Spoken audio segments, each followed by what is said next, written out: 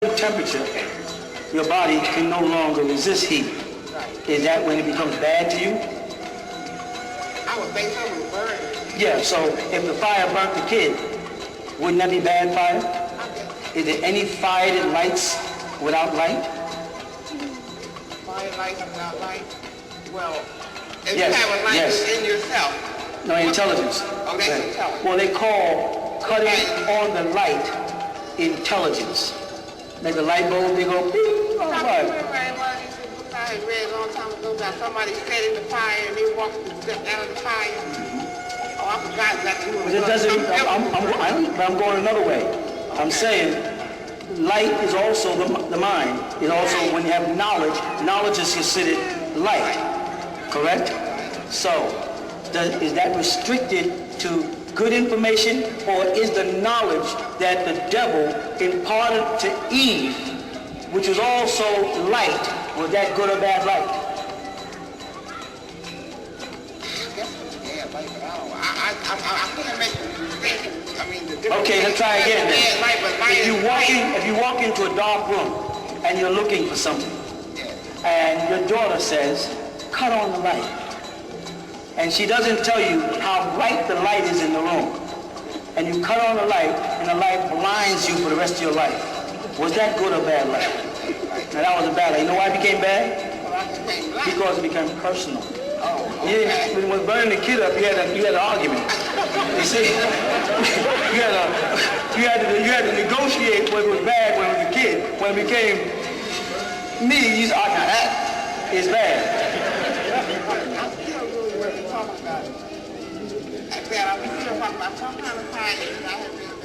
Oh, this fire that doesn't burn. Oh yeah. But I'm not trying to say all fire is bad. I'm trying to say, I was trying to get at the mind that conceives the burning is bad light in the sense of bad knowledge. The actual burning of the child or whomever is bad light, bad fire, because it brought pain and suffering. So there is a such thing as good light and a such thing as bad light. Though the Bible speaks of good light, he's talking about the sun. And he later on describes, I set them in the sky as signs of time, right, and seasons. And we live by these times and these seasons, these 12 signs of the zodiac, as you would call it, or the 12 organs of the body that move around, etc. And that's controlled by some intelligent force. We'd like to, We'd like to believe that all this actions and activity is controlled by some intelligent force, which we trickle down to be God. Right? Self. Okay, well, God is self insofar as God said, I breathed into you of my spirit, and you became a living soul. So as long as you are a living being with emotions, then God is still present in you. And the Bible, St. John said, that's the same light that lighteth every man that cometh into the world. So that light of God is the life in man. So God is present in each being, which is where I started. Right? And if something interferes with the flow of God in man, it must be devil. And then we had a problem with who gave the devil that kind of power. Unless the devil was also a man, and like every other man had what you're calling free will. You know what I mean? Because Muslims are good at using the word free will and self-determination. Unless I use my free will and self-determination to say I don't want to believe in Allah, and then all of a sudden it's not, then I'm a bad guy. It's granted to me to use until I use it. It's all right for me to have my own mind, as long as my own mind is in accord with what you want me to believe. But if I'm in the church, or the mosque or the synagogue, and I'm exercising the right of my own mind, and one of the things I decide is I don't want to be there, I become a bad person. How'd that happen? If God granted me the right to free will, and I will not to be religious, am I still bad, or am I obedient to God in my own way? Do you understand the trick, the veil between logic and illogic is, and the borderline of confusion that man is walking on because he has been compliant. The point I'm reaching at is you have allowed yourself to fall into this position by opening yourself up and making yourself available for too much in your pursuit of so little.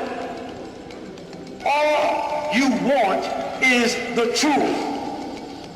But people who hold the truth won't tell you the truth. And they won't tell you they don't know the truth. They don't even understand the concept of in the beginning, God created the heaven and earth. They wouldn't understand if you said, I say, Bereshit, bara. The Hebrew word doesn't say no, in the beginning it says, Bereshit, bara. Do you understand that? Well, I don't speak Hebrew. Then you don't understand the Bible. Then take off the collar. Take off the title reverend, minister, preacher, pastor, and step down off the pulpit.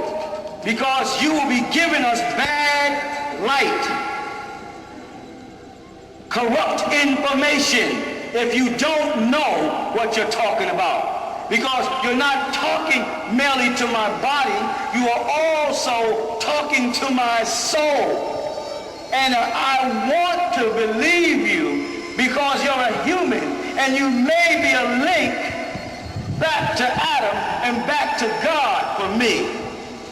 Only because we allowed ourselves to be cut off. Only because you walk into a church and look up and you see a Michelangelo impression of God and it cuts you off. So you don't have what Jesus Christ had when he can say Jesus, Joseph, Mary, and back to David. You don't have that. So you don't have a link back to Adam, who's a son of God. There's a gap. And that gap is ignorance.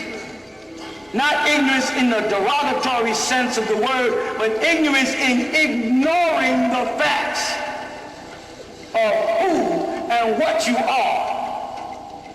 And trace yourself back to your greatest point and start there. Not at your weakest point. I am down and out, so I need God. I am depressed, so I need God. I am poor, so I need God. Not then. You don't need God then. Then you need man. Man helps people not be poor, not God. Men and women help people be depressed or get an analyst and get you out of that depression, not God. You hear me? You don't need God until you're at your high point, when you're reaching. And you know where you find that God at? You know where that God is at? That God is this lady, that lady sitting right there. Your God is sitting right in front of you. Because that's your mother. Right? Okay, I bet you even, okay. That's God. I know who you are. Philadelphia, we give you some birthday to say. I know. That's your God. As the person in your family, familiar, closeness, that person behind you is your link to God. And this is not blasphemy, fool. This is the Bible. But they made Mary identify Jesus' genealogy in the Bible. They made them name each person all the way back to Adam. But you won't do it. They don't want you to look back to your mother and your grandmother. You know what they'll call that? That's ancestral worship. That's voodoo. That's black magic. For a while. If I'm going to do any kind of magic, it's going to be black. It ain't going to be white magic, as black as I am, that's for sure. That's step one. But why, when I want to touch base with my genealogy and my blood, who begot, I got to be Santeria. I got to be Yoruba. I got to be some kind of devil worshiper or some type of evil thing. But it's all right when a Caucasian walks into the church and he looks up at a picture of Christ, he can feel a sense of blood identity. He can feel a link. So the open arms is familiar. So when a statue of Christ stands like this in a Caucasian church with a Caucasian image, there's a familiarity there that ain't there with me. I got to be taught to love other than myself. And you want to know why there's black on black crime. Because I've been taught to love other than myself as God, other than my image as God, other than my complexion as God. And thus everybody outside of that image and that color and complexion must be the devil. So kids feel it's all right to be evil because it's inbred in them. But if I put up an Egyptian statue, the same height as the statue in the Catholic Church, but for some reason the Egyptian statue stands out as pantheism or paganism, but the statue on the cross like this, on my neck with Christ on it, this ain't pantheism. I can walk around town with this. I can have one this big. I can carry one on my back and tote it down through Edenton with Christ on it, and people will step aside and go, no explanation. But if I carried one of them Amun-Ra statues to town, paganism, pantheism, people brought out. What is that? Conditioning. Conditioning that my image is bad and your image is good. And I must get my image in my child's head before you get your image in my child's head. And my child wants to be what they can't. Sisters, extensions does not mean your hair is straight. It doesn't. Doing this doesn't mean a thing. You're still woolly head, kinky, nappy in the kitchen. And what's so beautiful about that is that if you was driving down a road and trees were in front of you and you looked up, you'd see the planet Earth has an afro. It might shock you. If you look around, you'll see that there ain't but one group of people on the planet with that kind of hair. Everybody else got the same kind of hair.